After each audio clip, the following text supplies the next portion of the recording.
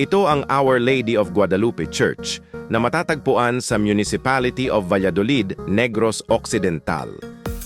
Ang simbahan ay itinayo sa ilalim ng pamumuno ni Father Carlos Ubeda noong 1877. Gumamit sila ng mga coral stones mula sa karatig na Guimaras at mga ladrilyo mula sa Silay.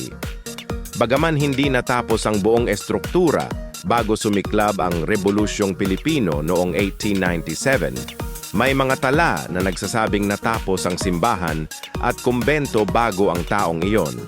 Ang simbahan ay may barok na disenyo, may mga Doric na haligi at harapang gawa sa coral stones.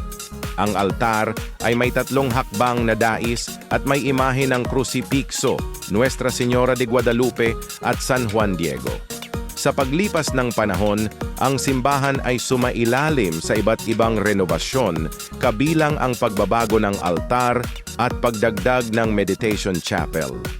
Ang simbahan ay bahagi ng Diocese of Bacolod at nasa ilalim ng Vicariate of St. John the Baptist. Ito ay patuloy na nagsisilbing patunay ng mayamang kasaysayan at pananampalataya ng mga taga-Valladolid.